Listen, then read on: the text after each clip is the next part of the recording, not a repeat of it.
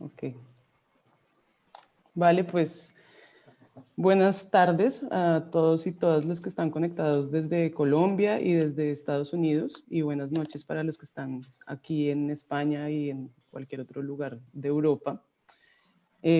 Bueno, yo primero quiero agradecer al Colombian Studies Group por habernos prestado y pues para haberse interesado también en esta idea de hacer un conversatorio sobre filosofía y crisis.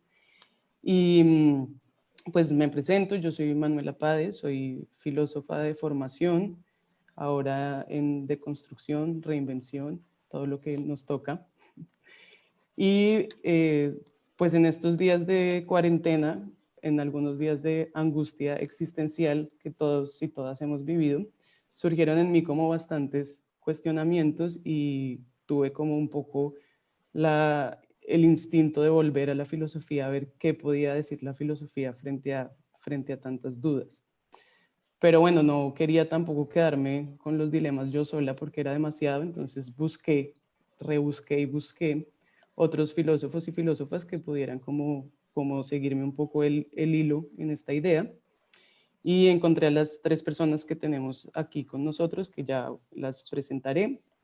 Pero también pues decir que esto también surgió la idea un poco de artículos que he estado leyendo que han escrito filósofos y filósofas también, como Zizek, ¿no? Como Butler, como Agamben, etc. Y creo, he sentido que ha sido como un momento de mucha ebullición también, como de la filosofía, así que asumo que tiene mucho que decir. Bueno, voy a comenzar presentando a las personas que nos acompañan acá, 2 filósofas y un filósofo. María Paula Sabogal, que es docente de la Pontificia Universidad Javeriana y la Universidad del Bosque, filósofa y magíster en filosofía, con estudios de especialización en políticas públicas con perspectiva de género, y se ha especializado en filosofía de las emociones, metaética y filosofía práctica. También nos acompaña María del Rosario Acosta, que es doctora en filosofía por la Universidad Nacional de Colombia. Fue profesora asociada al Departamento de Filosofía de la DePaul University de Chicago hasta el 2019 y actualmente es profesora de estudios latinoamericanos en el Departamento de Estudios Hispánicos de la Universidad de California en Riverside y es miembro de REC Latinoamérica. Y tenemos también a Gabriel Chamux, es profesor asociado en el Departamento de Filosofía de la Universidad de Colorado en Denver.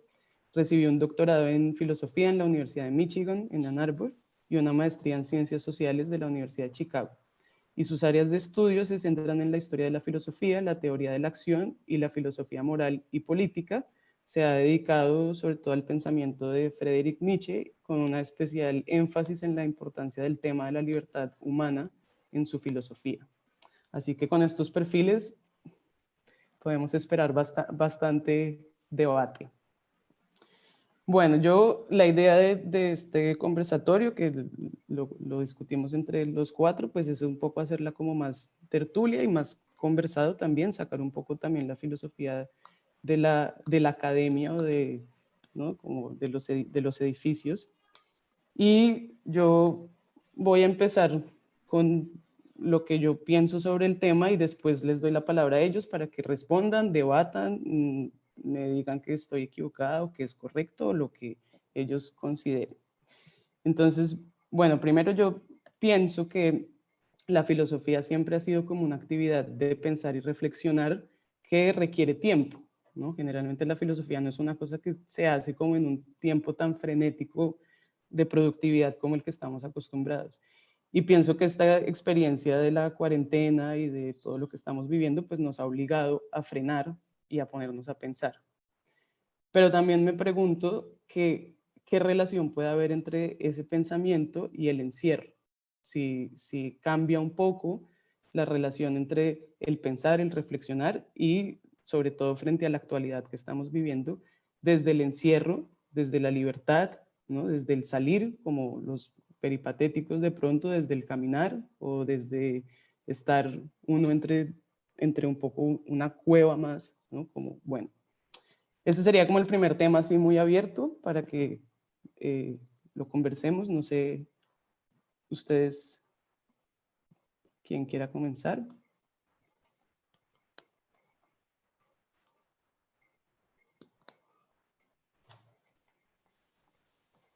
pueden abrir sus micrófonos y... No, ¿ahí se escucha?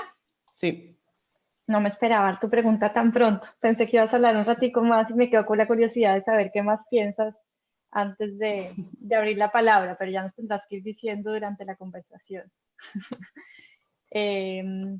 Nada, yo no quiero comenzar a decir mucho, pero me parece interesante la idea del encierro, porque creo que en todo caso lo que he sentido durante esta pandemia es que hay también como un exceso de la afuera en la experiencia de estar adentro. De hecho, los primeros días era casi ensordecedor ese exceso. Tratar de mantener, digamos, un espacio de pensamiento tranquilo en medio de la cantidad de cosas que estaban llegando de todas partes, artículos, tal vez también esta es una experiencia mía, pero yo sentía que tenía que estar enterada de todo, que quería saber bien estar en Estados Unidos y tener a Colombia lejos y entender qué iba a pasar. Y por supuesto no sabíamos qué iba a pasar y sin embargo ya sabíamos mucho lo que iba a pasar. Entonces, por supuesto, el encierro, por un lado, está en el sentido físico, pero por el otro lado es lo contrario en estos días de acceso a tanta cosa desde nuestras casas y por lo tanto ese encierro no es el equivalente al silencio que en otras épocas de la filosofía ha implicado estar encerrado. Y creo que ese exceso hizo muy difícil, por lo menos al comienzo para mí, poder pensar y pensar con claridad.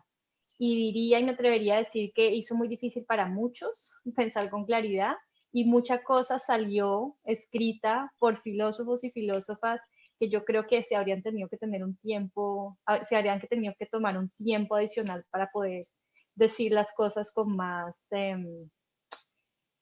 claridad, con más calma, con menos hibris, pensaría yo. No es una crítica a quien trata de decir las cosas de manera inmediata, creo que la filosofía nos prepara también para eso. Yo personalmente no experimento esa preparación, pero sé que hay otros que son y otras que son muy buenos para eso.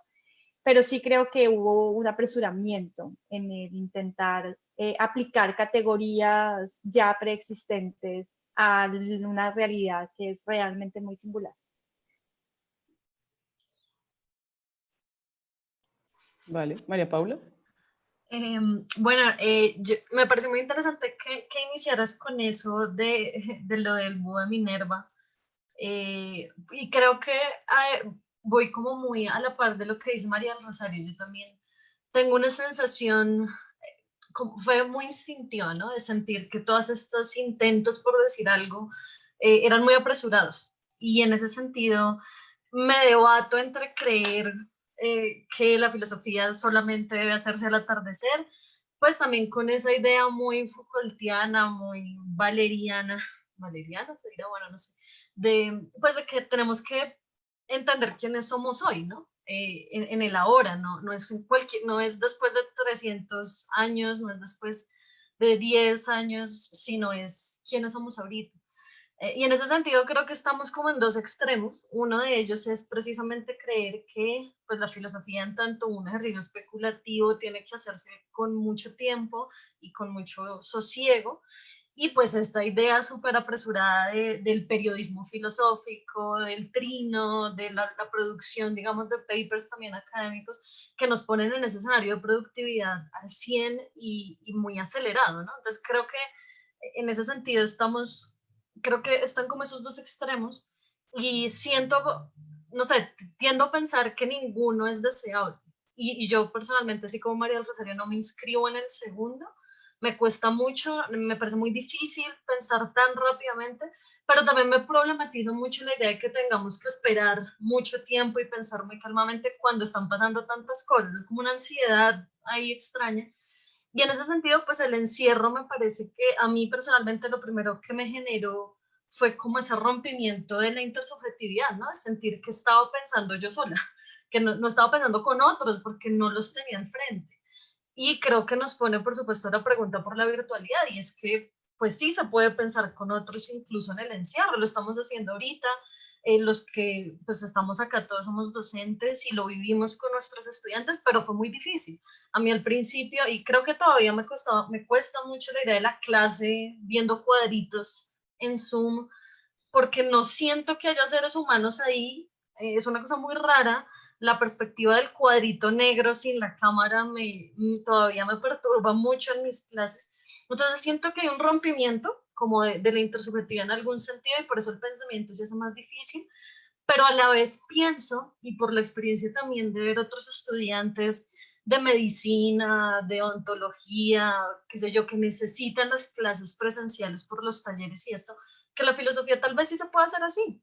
O sea, tal vez sí podamos pensarnos de esta forma, tal vez los estudiantes sí puedan recibir clases así. Por supuesto, uno siente que falta algo. Yo siento que falta, creo que casi todo, pero no sé, creo que nos pone como a pensar si es posible. eh, y bueno, si es posible, más allá de que es posible, pues nos tocó, ¿no? Una cosa de fuerza mayor, pero tal vez hasta qué punto sí necesitamos a ese otro tocándolo casi para pensar y hacer filosofía. Y como que en un sentido probamos que no, y creo que lo estamos haciendo ahorita, pero en otro sentido siempre pues, sentimos que el encierro como que nos impide hacerlo, ¿no? Así como muy general, pienso. Vale, antes de darle la palabra a Gabriel, hago ahí una cuña. María del Rosario escribió un artículo para Filosofía y Co que se llama Voz y Contacto. Ahora que hablas tú del contacto me acabo de acordar. Voy a ver si luego lo puedo compartir en Facebook o alguna de estos medios, porque también interesante a quien quiera como oír más de eso, puede leerlo. Gabriel. Bueno, yo en principio estoy de acuerdo un poco con lo que ya han expresado ¿no? María Rosario y María Paula, pero también, o sea, tal vez tengo, y aquí muestro, digamos, mis defectos ¿no? de profesión, el ser, digamos, tener una influencia nietzscheana, de la concepción nietzscheana de la filosofía, que es una concepción que opera un poco por fuera de la academia, ¿no? Y el concepto académico, porque Nietzsche después de todo no se entrenó como filósofo, no fue docente académico en la rama de la filosofía, fue docente en la filología y por eso tenía una concepción tal vez un poco distinta de la filosofía como una forma de vida, digamos, como un sistema de pensamiento que tiene que ver con vivir. Entonces él tiene esta visión de la filosofía en que se opone un poco a la visión que tiene la multitud, digamos, como él la llama, la multitud de la filosofía. Y la visión que tiene la multitud es esta idea de la filosofía, el filósofo como el ser apartado en la cueva, como decías tú, ¿no? Encerrado, que está en su mundo interior, en su mundo propio, contemplando las estrellas y que se cae en el pozo porque no sabe vivir en el mundo, ¿no? Y él, por supuesto, está completamente opuesto a esta idea, y él piensa que la filosofía, en cierto modo, como lo dice, es jugar el juego malo, jugar el juego de la vida, ¿no? O sea, no jugar el juego de retraerse a otro mundo, sino de estar inyectado en el mundo y arriesgándose, ¿no? Jugar el juego malo también es jugar un poco a ese riesgo que es vivir. Entonces, por un lado, comprendo el impulso también en un momento de urgencia, pararse a reflexionar, ¿sí? Es decir, detener el mundo un poco, pero también en estos momentos que se viven es el llamado a la acción, ¿no? Y la filosofía como acción, entonces tiene que aportar. ¿Sí? Y además, a mí me parece que ha estado aportando, ¿sí? O sea, la crisis que vivimos ahora, y digamos, el coronavirus es un síntoma, yo diría, ¿no?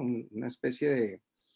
Es una lupa de aumento que nos permite ver, en cierto modo, la crisis que una crisis que es más global y más de largo alcance y de aliento largo, digamos, ¿sí? Y que se viene cuajando desde hace mucho tiempo y que ahora estamos, como creo que fue Noam Chomsky el que dijo en una charla por ahí, que anda por ahí en YouTube, que esta es la generación que va a tener que realmente contestar a una de las preguntas más fundamentales que se ha hecho la humanidad desde su comienzo, que es si se puede o no sobrevivir como especie y como sociedad, digamos, si se puede organizar la vida humana, ¿sí?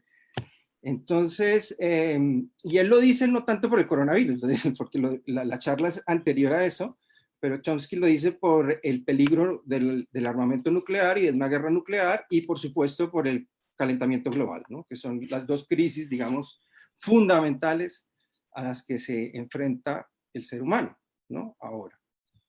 Pero la filosofía ha venido pensando estos problemas desde hace mucho tiempo, en cierto modo, de cómo organizar la sociedad. Si tú piensas en Platón, yo me inicié en la filosofía un poco a través de Platón y Nietzsche, fueron los dos textos principales que leímos en el colegio cuando yo estaba estudiando en Colombia, con mi profesor Iván González, fueron La República y la genealogía, ¿sí? Casi que nos dedicamos exclusivamente a esos dos textos. Y ya si tú piensas en la República de Platón, está planteada el problema de una sociedad, cómo se va a hacer una sociedad justa, ¿sí? Todos los problemas a los que nos enfrentamos ahora son en parte porque no hay justicia, ¿no? Porque no hay una distribución adecuada de los recursos, porque no hay una planeación correcta de cómo organizar la vida humana, ¿sí?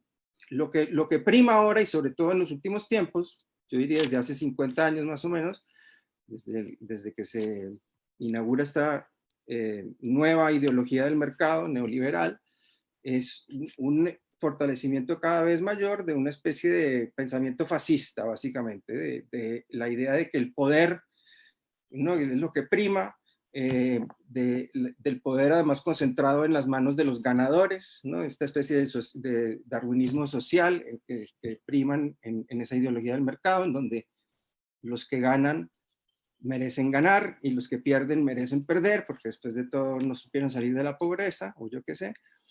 Que esa ha sido un poco la ideología que ha ido dominando el mundo por 50 años ya, y que nos ha llevado a esta crisis, básicamente porque es una ideología que no permite arreglar los problemas del mundo y confrontar las crisis que estamos confrontando, digo yo, ¿no? Pero ya Platón planteaba ese mismo problema, porque si tú recuerdas en la República, en el primer libro, Trasímaco es el que dice básicamente que no hay justicia y que el poder es lo que debe primar y la ventaja del más fuerte y todo eso, y casi que la República es un poco un diálogo en el que Sócrates, la voz de Platón, intenta construir una ciudad ideal que sea respuesta a esta idea de que no, en las sociedades lo que debe primar es la ventaja del más fuerte, ¿no? Entonces, hemos estado hablando, digo yo, me estoy extendiendo demasiado, como es mi costumbre, lo siento, ya voy a ceder la palabra, pero desde hace 2000 años o más, ¿sí? Hay una tradición filosófica que ha estado pensando los problemas de la justicia social, de cómo organizar una sociedad. Ahora, claro, la respuesta que da Platón tal vez no es la respuesta que nosotros queremos, porque yo creo que nosotros debemos apostarle a las sociedades democráticas, ¿no? Y a la idea de que el poder, la forma de combatir el poder es a través de la igualdad, la libertad y la igualdad para todas las personas, ¿no? Para todos los grupos sociales, y eso implica, por lo tanto, un proyecto democrático que es lo opuesto al poder, ¿no? Y entonces, en ese sentido, yo creo que el diálogo lo hemos tenido por mucho tiempo, ¿sí? O sea, se puede arriesgar respuestas. El filósofo puede, en este momento de urgencia, inyectarse en el debate y recordarnos tal vez lo que es importante, ¿no? Pienso yo. Entonces, el encierro no debemos caer en el encierro que no nos permite arriesgarnos a dar respuestas quizás, o a intentar dirigir las ideas hacia otros lugares que sean tal vez más justos y mejores, ¿no? Para la sociedad, para confrontar las crisis. Bueno, sí, la palabra, porque si no me quedo aquí. Eso nos pasa a todos los filósofos.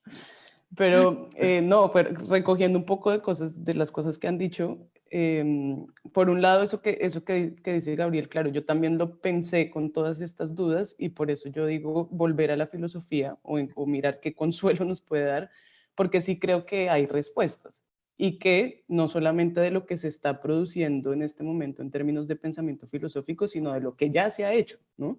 Tú decías, ya en la filosofía, pues mencionando a Platón y a Nietzsche, hay muchos de estos temas que uno podría como seguir, ¿no? O buscar de alguna manera.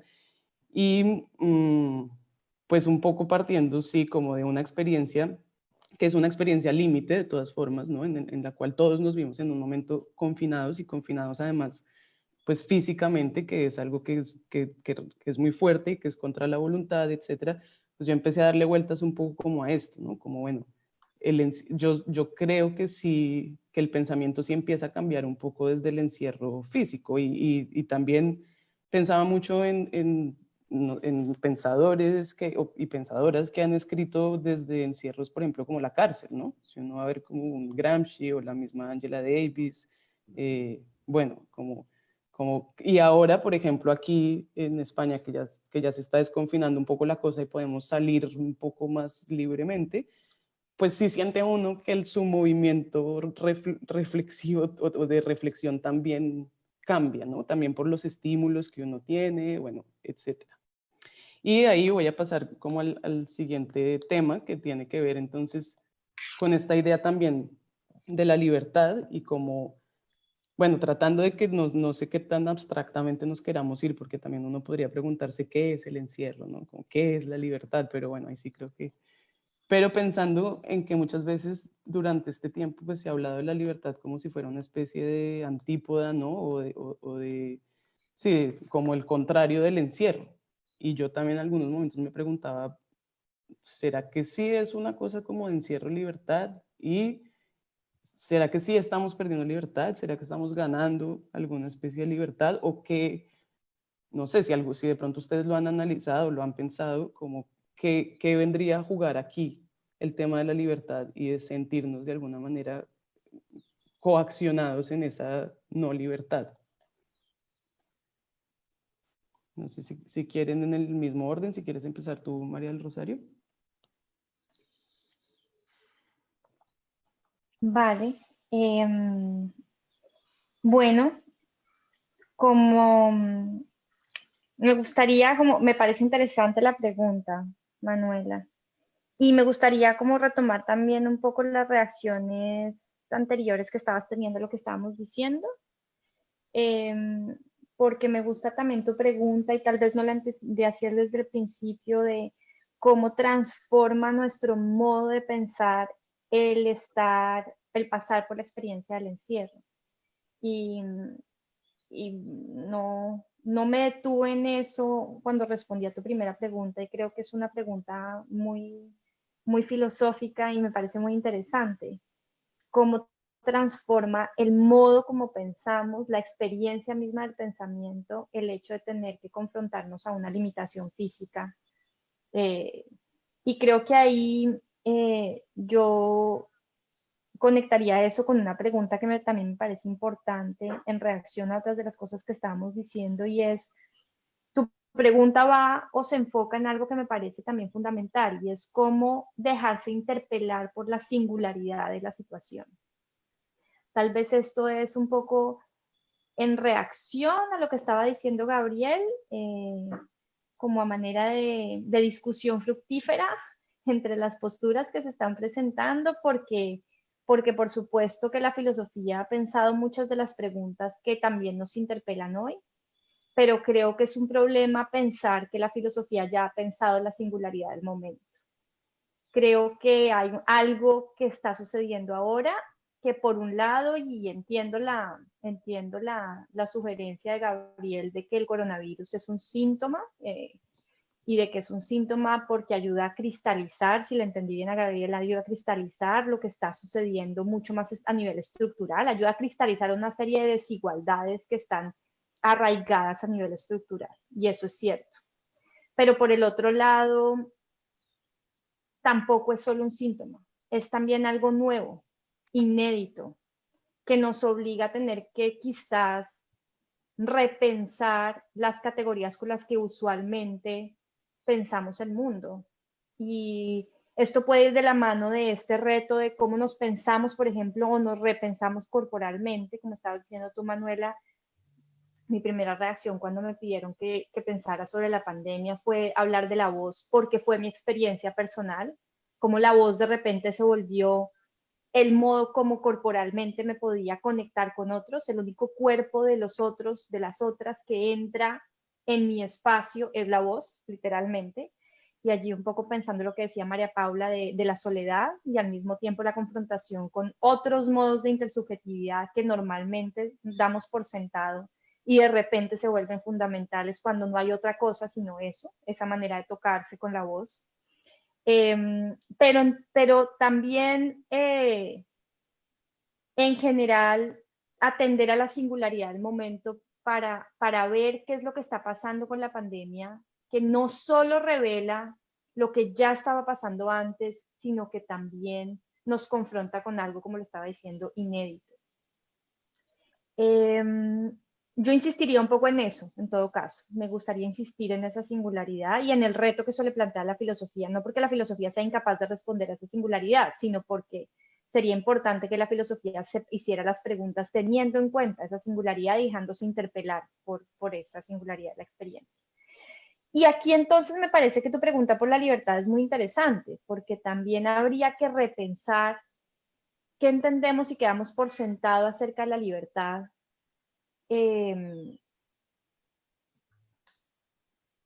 Ya. Perdón, se colgó, no sé por qué algo pasó en mí, me disculpo, no sé Te qué pasó quedaste acá. sin cámara, pero seguíamos oyendo tu voz. Ok. ¿Qué damos por sentado de la libertad y qué tiene que repensarse hoy en día a la luz de lo que está sucediendo con la pandemia?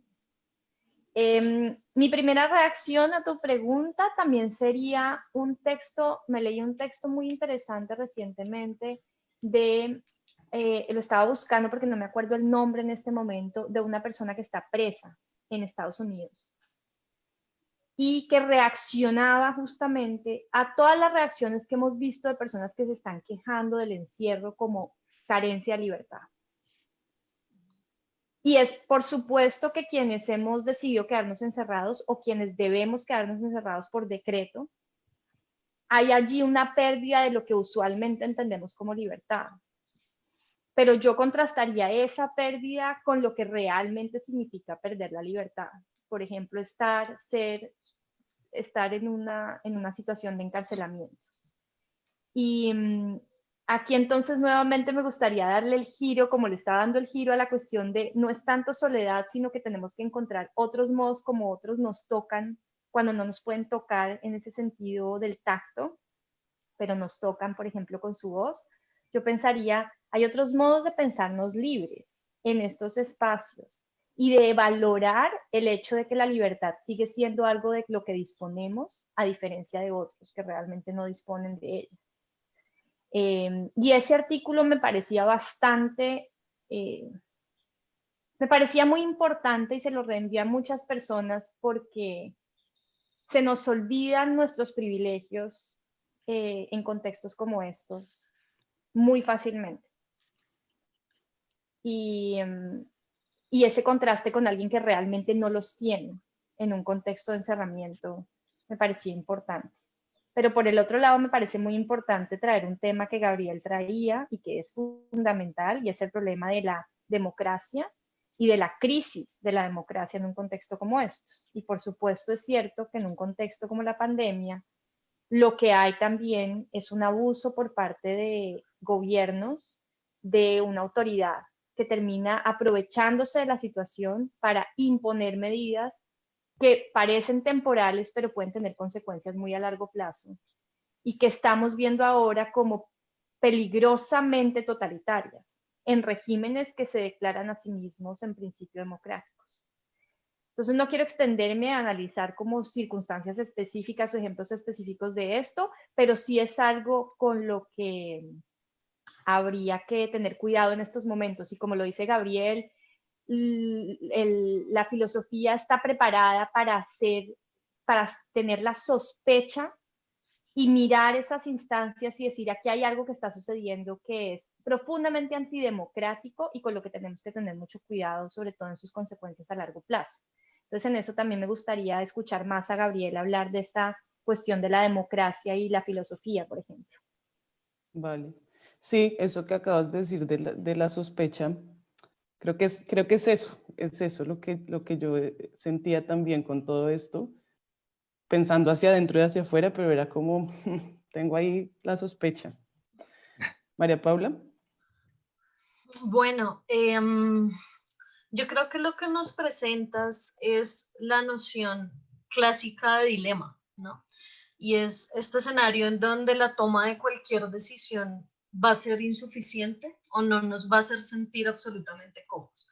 Creo que en este momento hay un dilema gigante precisamente entre tratando de conciliar el concepto, o bueno, no el concepto, no, la praxis de la libertad individual y la función del Estado.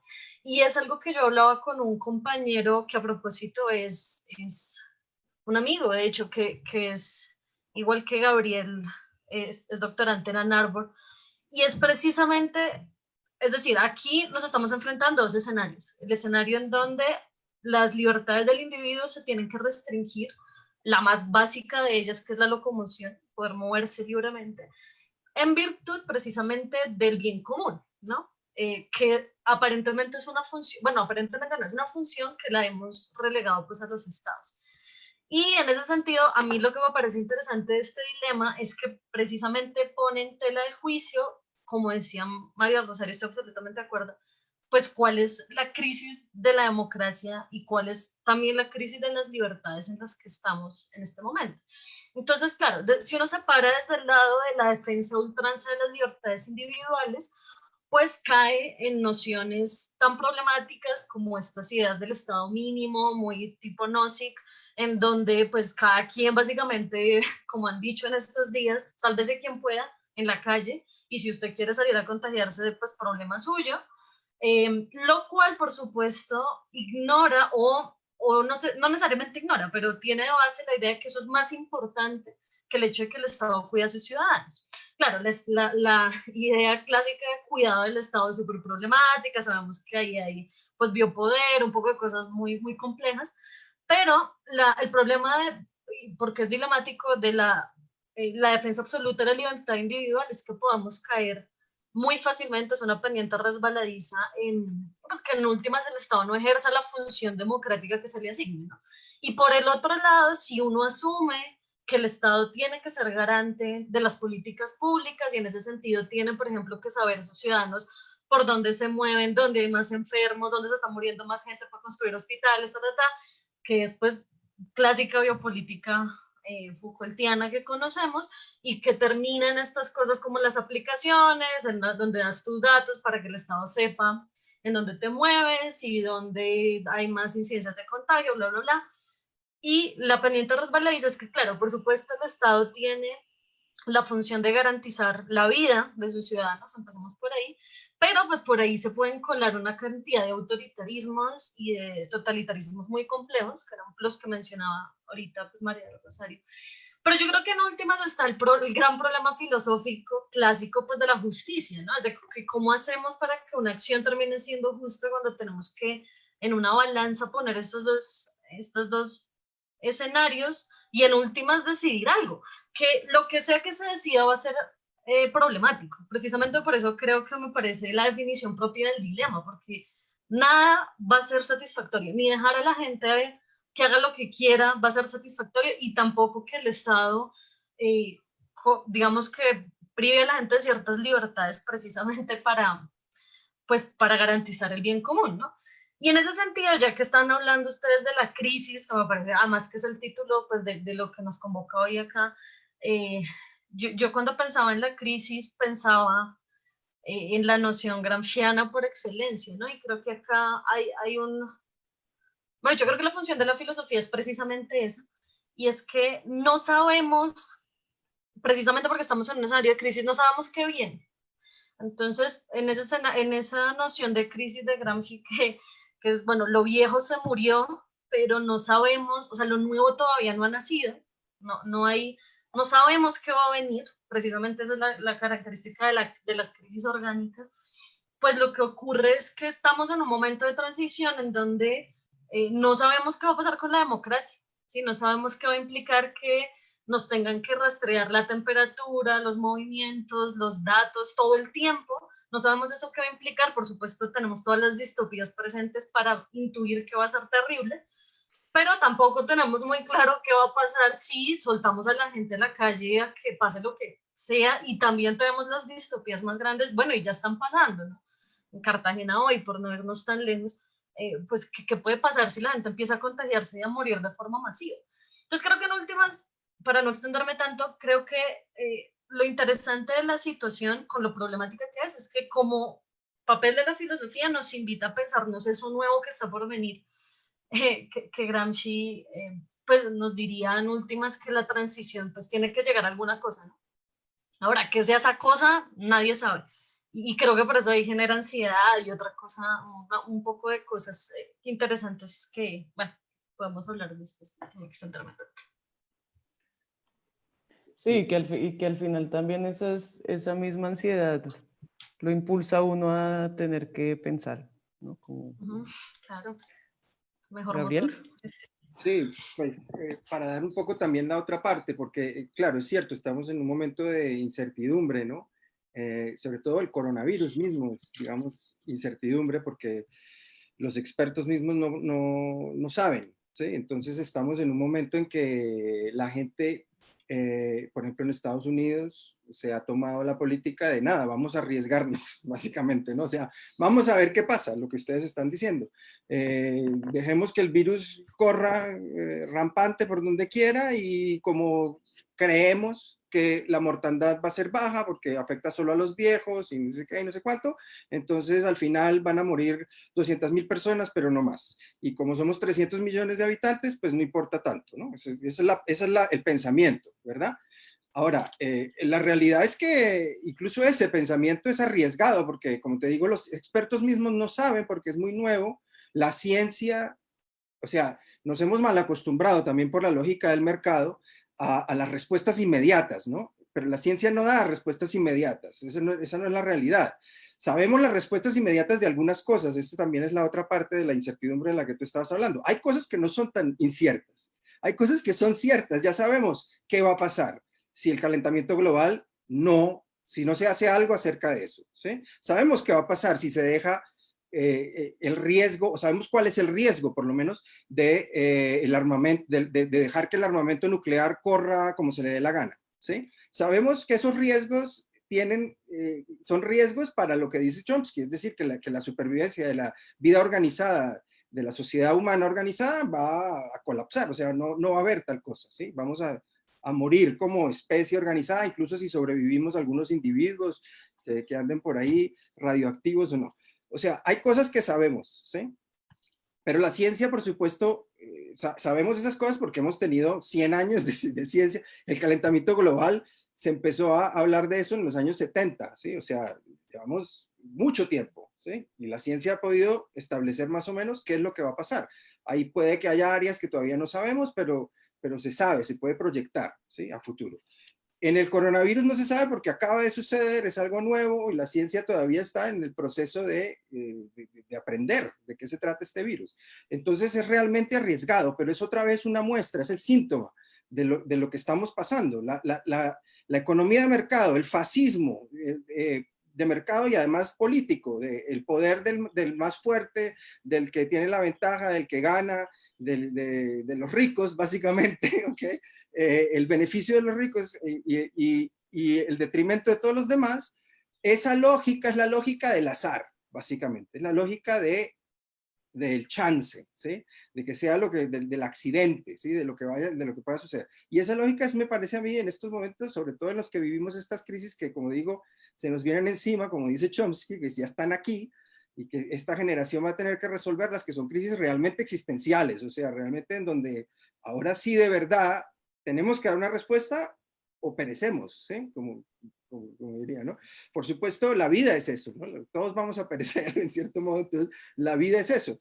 Pero entonces la filosofía ahí, como digo, tiene esta función, si es el juego malo, que dice Nietzsche, el arriesgarse, el jugar a lo perdido, porque o sea, la vida está perdida, la llevas perdida, como dice León de Grave, ¿no? Juego mi vida, cambio mi vida, de todos modos la llevo perdida. Entonces, claro, todos llevamos la vida perdida, hay que arriesgar, ¿no? Hay que vivir, pero vivir para el futuro, ¿no? Vivir para construir, no vivir para el momento y para mí, sino vivir para los otros, ¿no? Para lo que viene. Como dice Nietzsche en su filosofía, las islas del futuro, mis hijos, ¿no? O sea, es para mis hijos que yo hago mi filosofía, ¿no? En cierto modo, es para el futuro que yo hago la filosofía. Entonces, eso es lo que tenemos que hacer, y aunque hay incertidumbre, porque la ciencia en cierto modo es incierta, es el tratar de reducir la ignorancia y la incertidumbre, pero pues eso toma tiempo. No estamos en capacidad de hacer eso. Necesitamos, por lo tanto, un Estado fuerte también que nos ayude, ¿sí? El Estado es un instrumento, después de todo, de las sociedades, y puede ser un instrumento del bien o puede ser un instrumento del mal, por supuesto, ¿sí? Y aunque hay ese riesgo, ¿no? Pienso yo, lo que ustedes estaban comentando, esta idea de que con el estado de excepción, pues eso lo pueden usar los gobiernos autoritarios, digamos, para coartar la libertad de todo el mundo, para seguir imponiendo su política del poder y de la desigualdad y de la ventaja del más fuerte, ¿no? Y del rico, básicamente. Aunque eso sea cierto, hay que arriesgar a lo otro, ¿no? O sea, necesitamos un Estado fuerte, porque lo que demuestra estas crisis es que, y el coronavirus, ahora ya me atengo más que todo al coronavirus, lo que nos ha demostrado como lupa de aumento, como decía al principio, es precisamente que los lugares donde ha sido un desastre son los lugares donde el Estado es completamente disfuncional, ¿sí? Donde no hay un Estado funcional, donde no hay un Estado democrático real. Es cierto que muchos estados autoritarios, sobre todo en Asia, digamos, se los considera exitosos en su manejo del coronavirus, pero también hay estados exitosos que son democráticos. Nueva Zelanda es el caso principal, ¿sí? Una sociedad democrática catalogada además como una de las más fuertes democracias en el mundo, no me acuerdo ahora dónde la tienen catalogada, pero está entre los 20 más fuertes democracias del mundo. Manejó la crisis perfectamente, en este momento están abriendo puertas nuevamente. La crisis económica, por lo tanto, que va a sufrir Nueva Zelanda va a ser mucho menor que la crisis económica que van a sufrir muchos de nuestros países latinoamericanos y muchos de los países en Occidente, en Europa y en Estados Unidos, en el Norteamérica. O sea, manejó la crisis bien, la manejó con mano dura, coartando la libertad, en cierto modo, pero no a expensas de la libertad, ¿sí? Sino por el bien común, como estaban diciendo ustedes. Entonces, es posible, ¿sí? Se puede hacer, se puede tener un Estado democrático, se puede tener un Estado egalitario, se puede tener un Estado que promueve la libertad y que utiliza los estados de excepción o que utiliza la mano dura de pronto, pero para el bien común, ¿sí? No para coartar la libertad.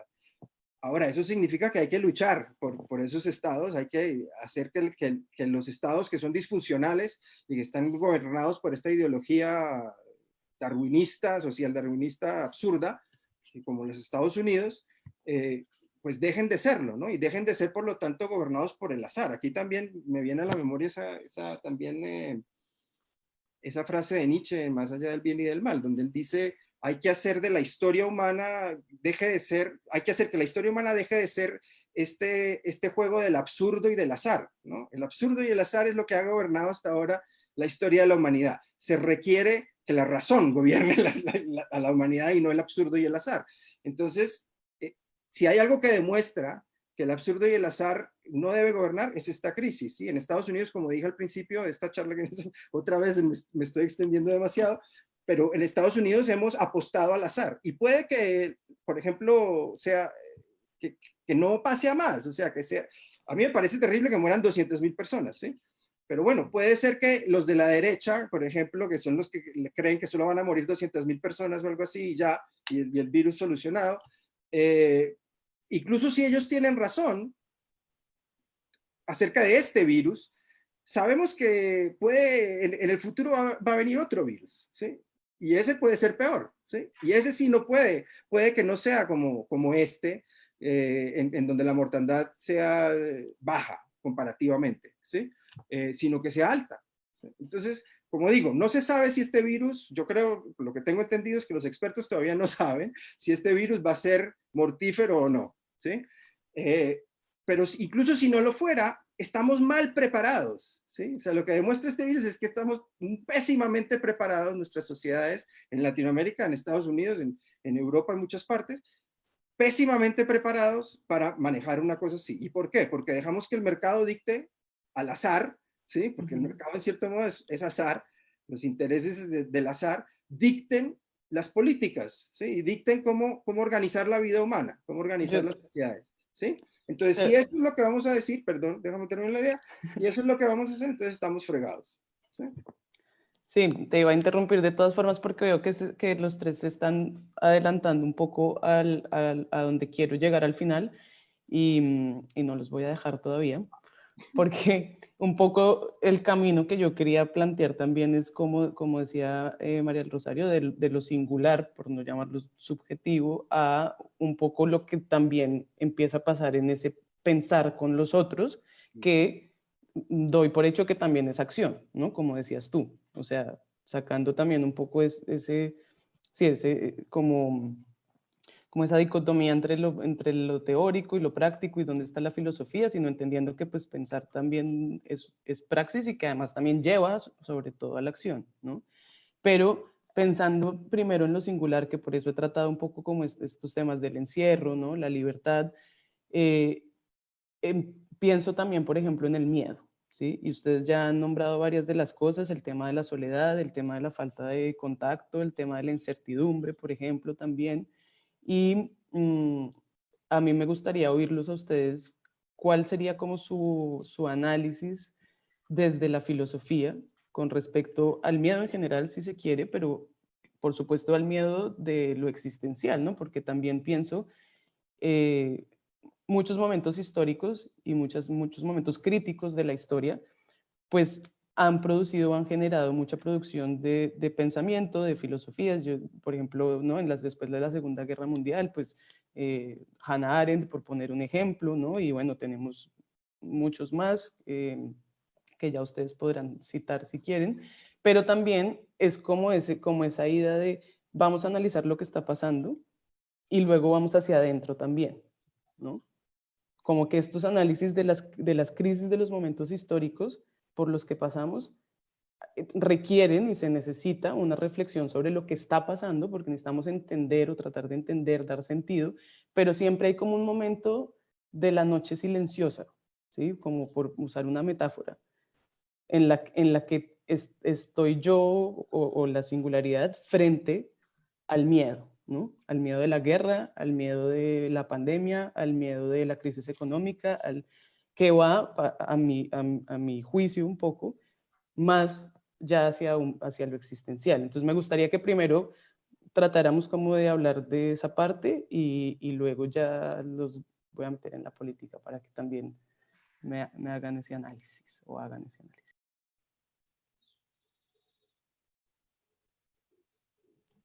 No sé si volvemos al orden, María. ¿Lo hacemos en un orden distinto como para cambiar la dinámica? Bueno, también. Si alguno quiere voluntariamente o digo. Bueno, María Paula. Me gusta el autoritarismo a veces, porque permite cierto dinamismo. Bueno, no, cuando yo veía que, bueno, Manuela nos planteó un poco el marco de discusión antes y pensaba yo un poquito sobre el tema del miedo que está en mi terreno, llamémoslo así, entre grandes comillas, porque me parece muy interesante pensar esto como a nivel de las emociones. Yo quisiera empezar asumiendo como un marco grande, pues un poquito amplio de comprensión de la emoción en general, ¿no? Y pues es en la que me inscribo yo particularmente y en la que he trabajado, que es esta idea de que las emociones no son cosas que nos pasan y que somos simplemente como sujetos pasivos de las emociones, sino una perspectiva mucho más amplia de la emoción que asume que son formas de implicación en el mundo. Es decir, con las emociones nos implicamos con los demás y nos implicamos con el mundo mismo. Y en términos éticos o morales, también son detectores de hechos morales en el mundo. No me quiero quedar mucho ahí porque me extiendo, pero a lo que voy muy rápidamente es como que algunas emociones nos sirvan para detectar lo que pasa en el mundo y nos dan información sobre el mundo, llamémoslo así. Y en ese sentido, el miedo, lo que se ha visto en teoría de las emociones, es que la característica, llamémoslo así, formal del miedo, es precisamente que nos permite tener información sobre el mundo, ¿sí? Es un detector, llamémoslo así, es una forma de implicación que nos permite saber que en el mundo hay cosas peligrosas o cosas amenazantes, cosas que nos pueden amenazar. Y esa es la definición, si se quiere, neurobiológica, evolutiva del miedo, tiene unas implicaciones filosóficas más interesantes que eso, no se reduce a eso.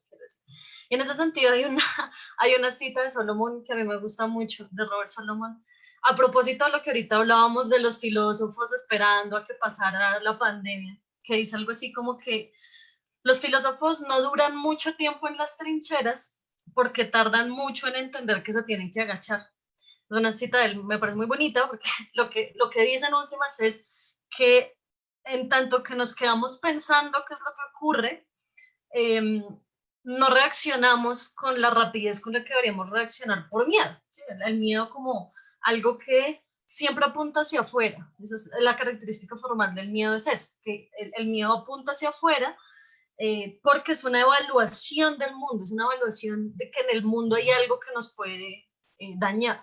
Ahora, que eso puede ser, a veces uno tiene miedo, qué sé yo, a sufrir una enfermedad o a un ataque al corazón. Entonces uno diría, bueno, mire que no está así dentro y afuera, no me quiero meter en la dicotomía que todo, de que es afuera y adentro, pero en últimas, un ataque cardíaco, una enfermedad como el virus, pues de todas maneras es el reconocimiento de un peligro que ocurre en alguna afuera, ¿no?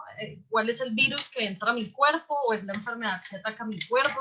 Y en ese sentido, yo detecto que es peligroso. Y cuando yo detecto que es peligroso, cuando lo evalúo como peligroso, porque no es una detección, es una evaluación, lo que me permite a mí es actuar, ¿no? Y normalmente el miedo genera es una acción. Por eso es un móvil tan interesante, y tú lo decías ahorita, como que la ansiedad moviliza. Y por supuesto, el miedo moviliza, la ira moviliza, la tristeza moviliza, el amor moviliza, las emociones mueven, por eso se llaman así. Y precisamente es muy interesante porque esto es algo que hasta miraba Aristóteles, ¿no? Entonces, cuando Aristóteles veía, decía, venga, ¿por qué la gente le gusta ver tragedias si las tragedias disparan cosas feas? Es decir, la tragedia tú sientes angustia, sientes miedo, sientes ira, porque la gente disfruta de eso. Y bueno, ahí es todo el rollo de la catarsis y esto que es muy importante, pero que yo creo que es importante diferenciar como tipos de miedo que hay, ¿no? Y en algún sentido, el objeto del miedo, yo creo que diferencia lo que termina ocurriendo allí. Una cosa es que yo le tenga miedo a un objeto del mundo, y cuando digo objeto del mundo me refiero, no sé, a una serpiente o un callejón solo en medio de la noche. En ese sentido, yo evalúo como algo que ocurre en el mundo como algo que me puede generar miedo, y la ansiedad como algo, y esto es una cosa muy de Sartre, de hecho, como es el miedo a las elecciones propias que yo hago. Sí, no es un miedo a un objeto del mundo como un tigre o una serpiente, sino a las mismas elecciones que yo tomo en mi vida y cómo eso me puede generar ansiedad. En ese sentido, en los dos escenarios, lo que hacemos los seres humanos pues, es tener estrategias, y por eso la emoción se vuelve una forma de implicación y una forma de elección en el mundo, porque a uno le permite actuar. Entonces, en el caso de la serpiente, pues yo salgo corriendo o me subo a una silla. En el caso del callejón sin salida, no sé, me voy de ahí o me acuerdo de mis clases de defensa personal, qué sé yo. Pero también en la ansiedad, lo que logra uno también es tener una estrategia. La mayoría de nosotros no sabemos manejar esto, nos dejamos consumir por la ansiedad, nos da insomnio, trastornos alimenticios. Bueno, la ansiedad, obviamente estoy asumiendo la ansiedad no como en términos de como patológicos, sino la ansiedad que podamos sentir por el futuro, cosas de ese estilo, pero nos puede permitir para generar estrategias. En ese sentido, pues el miedo, en esta perspectiva, y con eso cierro, el miedo es una emoción normal, es una emoción que no solo es normal, sino que además es positiva. Nos han querido, no, pues hemos caído como en esta trampa retórica de creer que hay emociones positivas y negativas, y muchos de nosotros creemos que el miedo es algo malo, cuando el miedo como estrategia vital, existencial, y no me estoy refiriendo solamente a biológica, es precisamente muy útil para saber dónde hay amenazas, dónde hay peligro, en dónde debemos actuar, qué es lo que nos atemoriza, ¿no?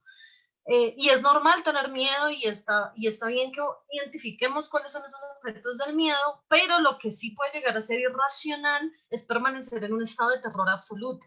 porque en ese, y bueno, cuando digo irracional, estoy yendo muy rápido porque esto es muy largo, pero cuando digo irracional no quiero decir que esté mal, sino que no corresponde el nivel de terror al nivel de la amenaza. ¿Sí? Esto, bueno, sería muy largo si me extiendo con ese concepto, pero cuando nos sentimos absolutamente indefensos, cuando sentimos impotencia y no podemos actuar, en ese momento el miedo se vuelve algo que no es estratégico y se vuelve una emoción que uno podría llamar negativa. Creo que el miedo es importante, creo que es muy bueno sentirlo, sin miedo nos morimos, ¿sí? Es decir, nos matan los osos, las enfermedades, la oscuridad. Bueno, la oscuridad no sé si nos mate, lo que hay en la oscuridad.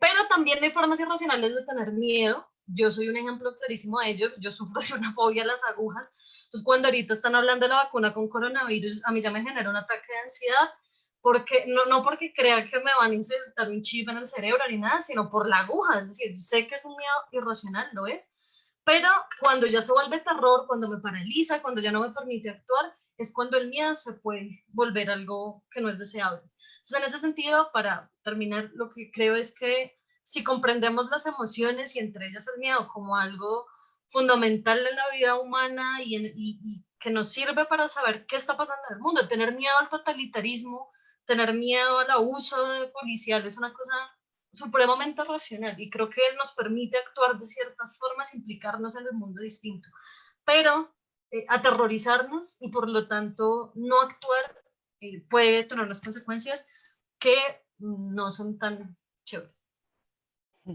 Vale, voy a medirles un poco el tiempo para que alcancemos también a tocar la última parte, pero yo les aviso, yo los interrumpo. ¿Gabri? Yo sí, iba a preguntar si María Rosario quería hablar o yo. Sí, estoy de acuerdo con lo que dice María Paula. En cuanto al miedo, creo que, es decir, en este momento, como digo, hay muchos miedos y hay un miedo existencial, ¿no? O sea, como estoy diciendo, estamos confrontados no solo por el coronavirus, porque el coronavirus, ya digo, es una cosa menor dentro de los problemas globales a los que nos enfrentamos, digamos, ¿sí? Y los problemas globales a los que nos enfrentamos son problemas existenciales profundos, ¿sí? Son problemas, de supervivencia, ¿no? De la especie y de la sociedad humana. Entonces, aquí el miedo puede ser paralizante. Yo otra vez muestro mis defectos, ¿no? Tengo esta visión un poco nietzscheana, influenciada por Nietzsche, que en cierto modo es una respuesta, la filosofía de Nietzsche es una respuesta a la filosofía de Schopenhauer, ¿no? Y Schopenhauer, por supuesto, era un pesimista, ¿no? Era una persona que decía, la vida es un error y solo sufrimiento, termina mal para todo el mundo, ¿no? Todo el mundo va a morir, o sea, no hay ninguna vida que termine bien, todas las vidas van a terminar mal. Porque todos nos vamos a morir. Entonces, ¿qué hay que hacer?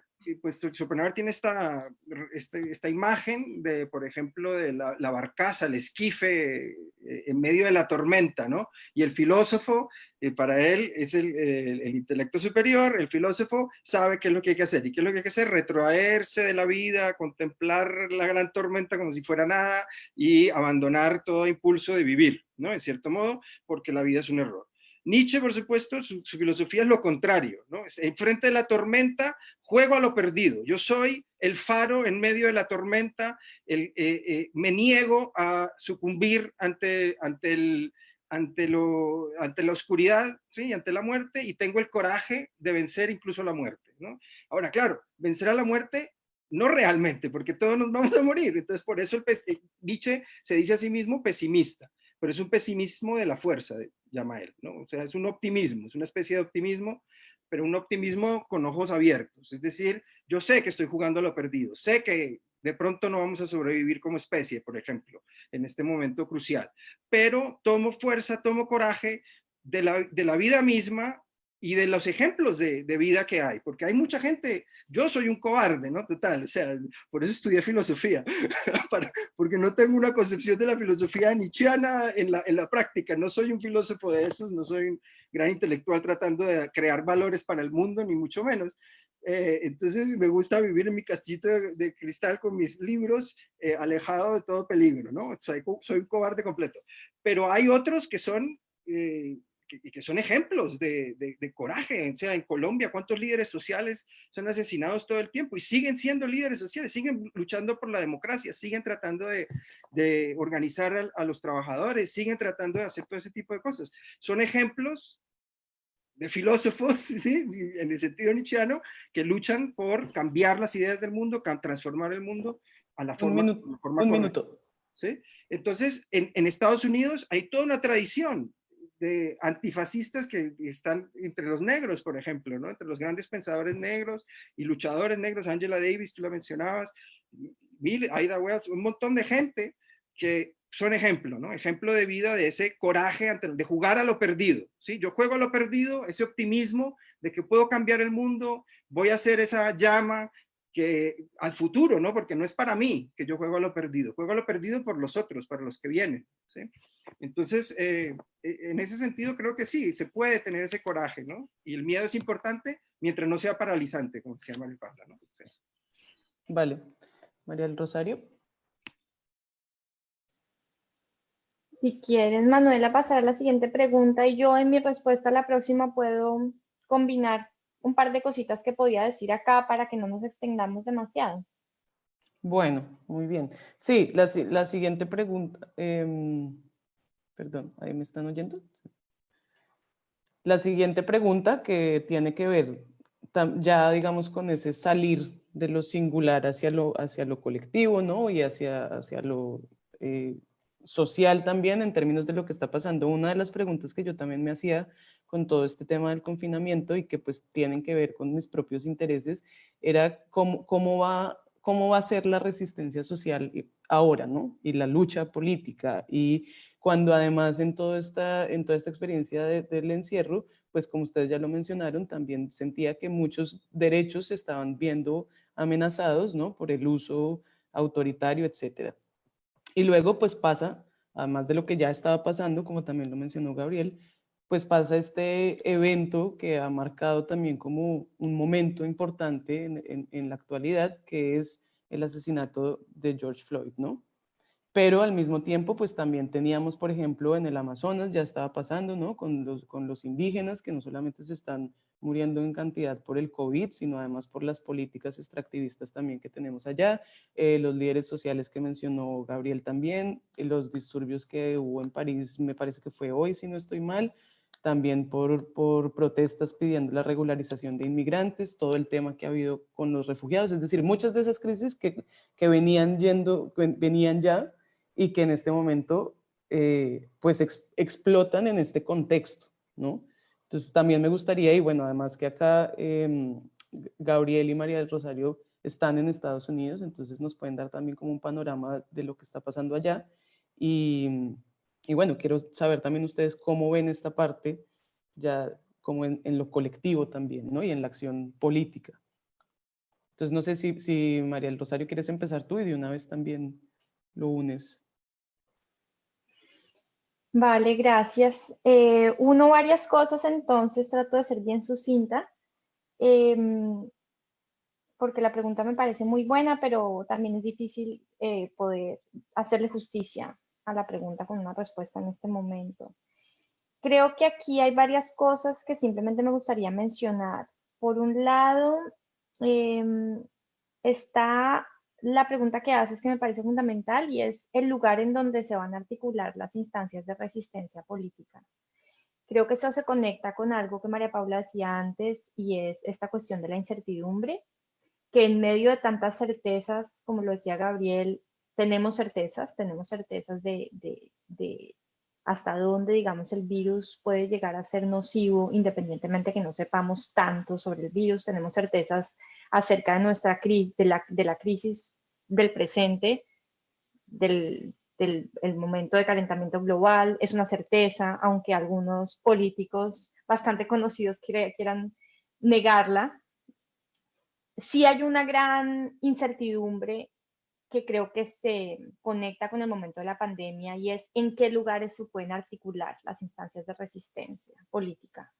Y creo que esto lo quiero conectar con algo que estaba diciendo Gabriel antes, que nuevamente reacciono porque me preocupa cuando escucho se necesitan estados fuertes.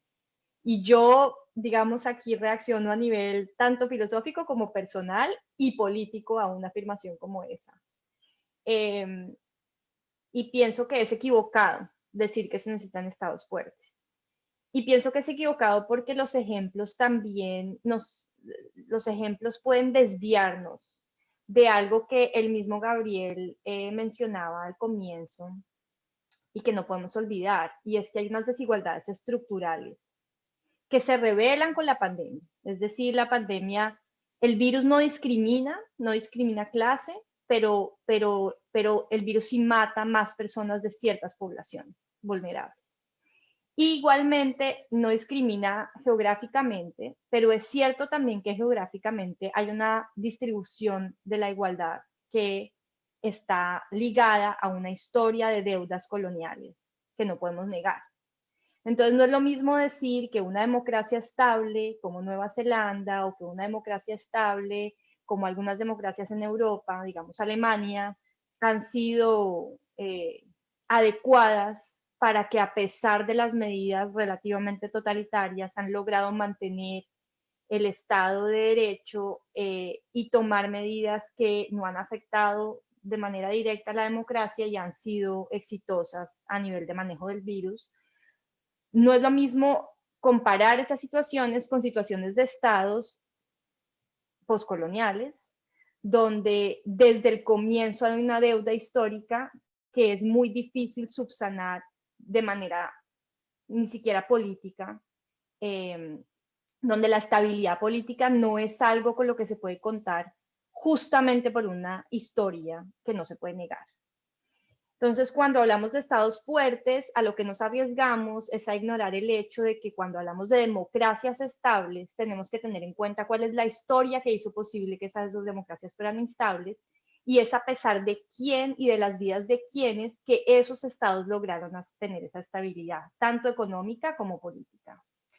Y yo creo que el virus lo que va a revelar a largo plazo también son esas desigualdades geográficas, políticas, esas deudas que son históricas y que siguen siendo históricas y que siguen manifestándose como una distribución absolutamente desigual de la valoración de la vida. Y eso está conectado, por supuesto, con la pregunta por lo que está pasando en este momento, tanto a nivel político en Estados Unidos como en otros lugares. ¿Qué pasa en Colombia, donde las personas tienen que salir a manifestarse porque se están muriendo de hambre? ¿Qué pasa en Estados Unidos, donde es necesario reafirmar el valor de la vida de las personas, porque de antemano el valor de la vida de los afroamericanos ha sido declarado como desechable prácticamente, ha sido declarado como vidas dispensables, como vidas de las que se puede disponer y que no valen al lado de otras vidas? Y pienso que esto se puede proyectar también a nivel geográfico global. ¿Cuáles son todos esos lugares en el globo, digamos, que ocupan un lugar secundario a la hora de valorar la vida y la cantidad de vidas que se pierden, por ejemplo, con el virus? Digo todo esto porque creo que entre las emociones, como estábamos hablando antes, la emoción de la rabia es una emoción quizás en este momento la más válida de todas y la más válida relacionada además con esta pregunta tuya por dónde se tejen las resistencias. Porque creo que en estos contextos, como lo estamos viendo en las manifestaciones en Estados Unidos, donde a pesar de la represión policial, la gente sigue saliendo y la gente valientemente, como lo decía Gabriel, se sigue enfrentando a la mano fuerte del Estado, porque esto también es un Estado fuerte, lo que estamos viendo en las calles en Estados Unidos. Fuerte en otro sentido, por supuesto, y un abuso del poder y una inestabilidad de la democracia, que no es a lo que Gabriel se refería, por supuesto, pero frente a eso, la valentía de decir, salgo porque no tengo nada que perder, porque mi vida en todo caso no vale así yo esté encerrada. Y es lo que vemos en la pronunciación de las voces en las manifestaciones.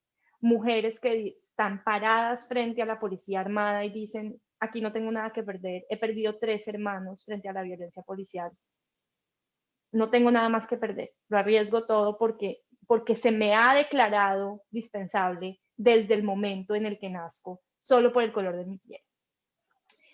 Ahí la rabia moviliza de una manera que yo creo que va a articular resistencias de modos mucho más interesantes que políticas organizadas o movimientos políticos que ya tienen una gramática definida y que ya están organizados y articulados. Y creo que es un momento, no soy optimista, pero creo que es un momento en el que estas articulaciones pueden dar lugar a situaciones muy interesantes como las que ya estábamos viviendo en Latinoamérica antes del COVID, como las que ya se estaban viviendo en los movimientos feministas de Chile, que se extendieron a México, que se extendieron a todo el continente del sur, y en lo que estábamos viendo con el paro nacional, que a propósito sigue en Colombia, y hay un llamado de FECODE a seguir el paro, o lo que estamos viendo acá en Estados Unidos con las manifestaciones en favor de la vida de George Floyd, en favor de pronunciarse en contra de lo que fue esa muerte, ese asesinato, pero en general llamando la atención sobre el valor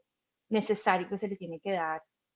Es decir, resistiéndose a la idea de, como lo dice Judith Butler, hay vidas que no son llorables y que se han declarado de antemano como no llorables.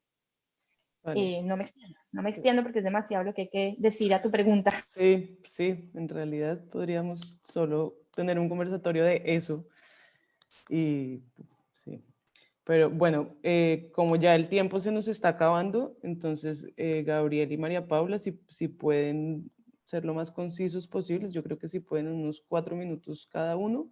Y pues aquí hay comentarios también de Facebook que voy a leer, de Juan Fernando Mejía, que dice: ¿no creen que vamos a pasar de ser oradores in situ o escritores de todo tipo de textos a ser locutores como de radio o de podcast y también a ser productores de contenido digital? ¿Podemos ensayar una nueva artefactualidad de la filosofía? Voy a dejar la pregunta ahí en el aire porque estamos pues ya con el tiempo encima, pero quería igual leer el comentario. Entonces, no sé, María Paula. Sí, bueno, de hecho lo que dice María del Rosario me suena mucho y me pone a pensar a propósito de la pregunta anterior. Hay una tesis muy bonita de Céline Livoff que dice que la ira es lo que, y precisamente hablando de casos de racismo, restablece los sentidos de dignidad. Es una forma muy interesante de ver la ira porque es precisamente entender que a través de la ira existe un fenómeno importantísimo para la política que es la indignación, ¿no? En ese sentido, de nuevo pensando en esta idea que no hay emociones negativas ni positivas, si viviéramos en un mundo en donde no existiera la ira, sería un mundo en donde no existiría nada que nos indignara, nada que nos parece mal. Y en ese sentido creo que es muy importante entender, y yo estoy de acuerdo con esa idea de pensar la ira como, no solamente como móvil, porque creo que pues por supuesto es un móvil, sino también como una emoción que permite que percibamos qué es lo que está mal en este momento y que precisamente logra esos sentidos de restablecimiento de la dignidad, digamos, en los grupos racializados, que es el caso como que ella revisa.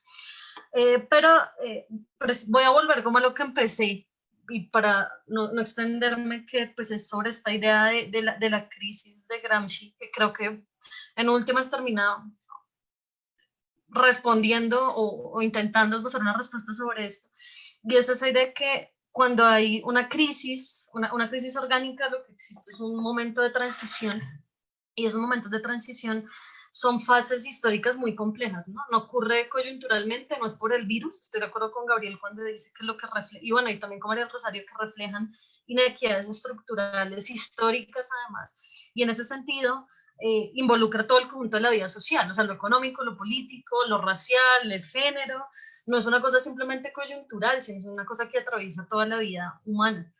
Y precisamente lo que logra la crisis es poner en evidencia que hay unas contradicciones, o si queremos ser kunianos, unas anomalías que son irresolubles, no se pueden resolver, y en ese sentido pone en jaque pues, las relaciones políticas y sobre todo las relaciones económicas, que es como la segunda fase de la crisis. Y lo que genera la siguiente fase de la crisis es que pues va a existir, o si es que estamos en crisis, tiene que existir un cambio global en las relaciones de fuerza, tanto entre las clases, las etnias, los géneros, como entre los estados, ¿no? Entonces, pues, por supuesto, macropolítica.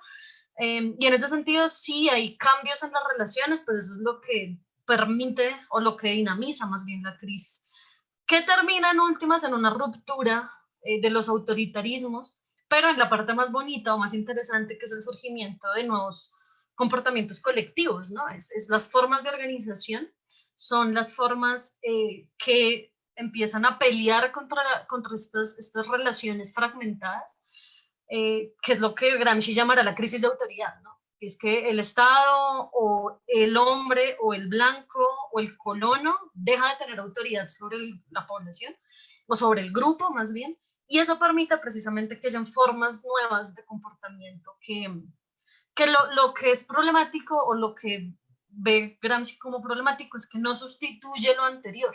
Precisamente por eso es crisis, porque todavía no se ha inventado lo nuevo, no se ha inventado una forma distinta de hacer. Y precisamente por eso es crisis, porque no hay forma de reemplazarlo.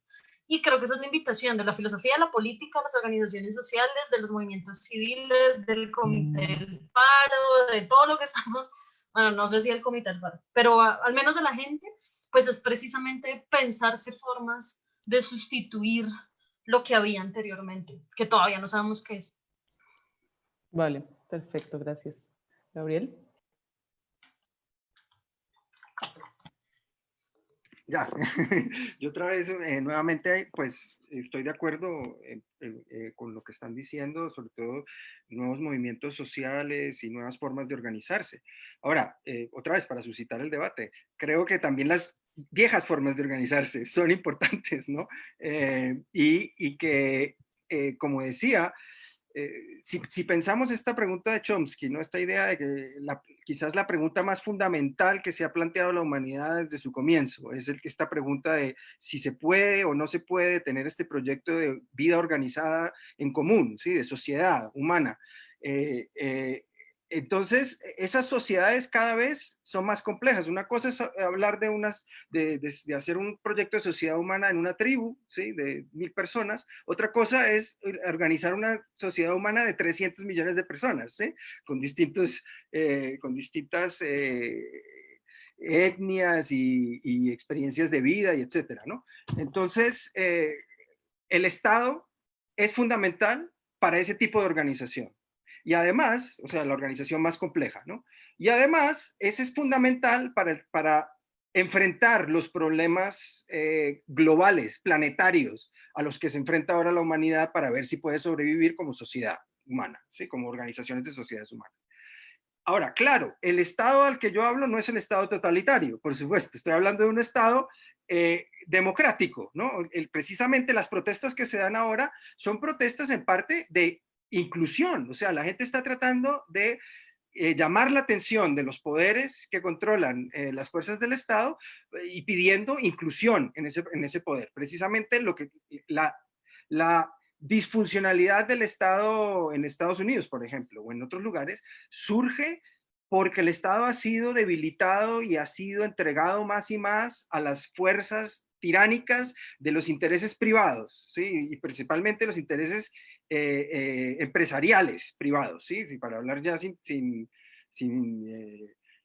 rodeos, ¿sí? O sea, la lógica de un mercado gobernado por los más fuertes, los ricos, ¿okay? Que son los que tienen los intereses, es la que ha dictaminado qué clase de sociedad es la que tenemos que tener. Y esa clase de sociedad es una sociedad donde el Estado es un Estado anémico, débil, ¿sí? Un Estado que no puede interferir con el mercado, que no puede interferir con los intereses de los ricos, que no puede interferir con, etcétera, ¿no? Entonces, por supuesto, ese tipo de Estado es un Estado explotador, es un Estado totalitario también, porque se vuelve cada vez más fascista, los ricos se vuelve una oligarquía y eventualmente una tiranía, ¿sí? Una dictadura. Que también era un poco el problema que planteaba ya Platón, también, para volver a Platón, ¿sí? Platón planteaba precisamente que ese era el problema de la democracia, que la democracia, porque permite ciertas libertades, esas libertades se pueden malentender como las libertades de un Estado gobernado por una lógica de la libertad del mercado, por ejemplo, que llevan a un totalitarismo, eventualmente, a una tiranía, ¿sí? Entonces la democracia, sus principios y sus ideales se subvierten y se vuelve lo contrario. Entonces, por supuesto, cuando yo digo hay que luchar por un Estado fuerte, es un Estado democrático, claro. Y lo que están haciendo la gente que protesta es eso, luchar por un Estado democrático de inclusión, donde el poder no está en manos de unos pocos, sino que está organizado, todos tenemos poder. Y por eso, por ejemplo, los sindicatos son tan importantes, una organización política tradicional, digamos, pero que ha sido cada vez más atacada, destruida. En Estados Unidos, por ejemplo, ¿no? Los sindicatos desde los 70 poco a poco se ha ido destruyendo, ¿sí? Entonces no hay sindicatos, no hay unión de trabajadores. ¿Por qué le temen tanto a la unión de trabajadores los empresarios? Porque, por supuesto, si los trabajadores están unidos, pueden negociar sus contratos desde una posición de poder y no desde una posición de debilidad, que es lo que preferirían los empresarios. Porque si los empresarios pueden negociar con base a sus intereses nada más, entonces siempre van a poder explotar y hacer todo lo que quieren, ¿verdad? Entonces, por eso los estados fascistas se oponen a las organizaciones a la organización de mujeres que se pongan que se junten, ¿no? Y luchen por sus intereses, a la organización de trabajadores que se junten y a las organizaciones en general, ¿no? De los grupos humanos, sobre todo de las personas que han sido marginalizadas y que no comparten el poder, ¿no? Porque los intereses de estas oligarquías y de estas tiranías es precisamente que no haya que no se comparta el poder, que el poder esté centralizado solo en unas manos. Entonces el Estado que necesitamos es un Estado democrático, por supuesto, pero lo necesitamos porque si hay algo que demuestra también esta crisis del coronavirus es precisamente que un Estado que no es racional, que no está hands-on, ¿no? Como dicen en inglés, que no tiene las manos metidas en la organización social, es un Estado que está muy mal preparado para cualquier crisis, ¿sí? Toda sociedad humana que no tenga eso está muy mal preparada para enfrentar cualquier crisis. El coronavirus lo demuestra. ¿Por qué el coronavirus? ¿Por qué no tenemos una vacuna? Si sabíamos que hace 15 años ya sabíamos que iba a haber una especie de virus. Gabriel, un minuto. Con estas, sí, ya termino, con estas características. ¿Por qué las empresas farmacéuticas no empezaron a trabajar en una vacuna desde hace 15 años para las eventualidades de que sucediera esto? Porque no hay un interés de lucro en eso, ¿sí? Eso no da plata, ¿sí? En este momento. Entonces, por supuesto, si tú dejas que sea la lógica del mercado la que gobierne y nos dé las soluciones a los problemas sociales, pues estamos fregados, porque solamente si coincide por azar con los problemas que tenemos, vamos a tener una solución, pero casi nunca va a coincidir por azar porque no es beneficioso, no es lucrativo, ¿sí? Generar nuevas industrias, es más lucrativo tener las industrias que ya tenemos y que le sabemos y que podemos explotar y que nos dan un montón de dinero, ¿sí? Entonces, por eso se necesita un Estado fuerte. Claro, el Estado debe ser democrático y debe trabajar con organizaciones locales también, ¿no? O sea, no es solamente el Estado fuerte, son el Estado fuerte con otros estados y se necesita un pensamiento planetario, es lo que yo digo. Por eso necesita una filosofía planetaria, en cierto modo, ¿no? Entonces, de ahí la importancia de la filosofía, ¿no? En cierto modo, que haya una filosofía que permita ese tipo de enfrentamiento, ¿no? Con los problemas globales, que son los que vamos a tener que enfrentar. Vale. Bueno, muy bien, muchas gracias. Aquí me habían puesto un par de comentarios y preguntas del Facebook, pero desafortunadamente no tenemos ya tiempo. De todas formas, hay uno que dice, necesitamos una segunda parte muy interesante. Así que bueno, ya nos pensaremos una segunda parte. Esperemos que no en la segunda crisis, sino todavía en esta. Y bueno, la filosofía, no, alguna vez un profesor me decía a mí que la filosofía no hace futurología, pero a veces también se puede jugar a eso. Y yo quería terminar con eso, pero bueno, ya no tenemos tiempo, pero también creo que hay un cierto consuelo en el filosofar, después de todo lo denso que se pueda reflexionar, entenderlo también un poco desde el humor y desde el no tomarse a uno mismo tan en serio. Pero bueno, posición personal y como no hay tiempo para que ellos opinen, así que es así. Bueno, muchas gracias Gabriel, María Paula, María Rosario, de verdad muchas gracias por sacar el tiempo, por apoyar esta iniciativa y una vez más al Colombian Studies Group por toda la logística, por abrirnos el espacio y por apoyarnos. Sí, muchas gracias. Muchas gracias por la invitación.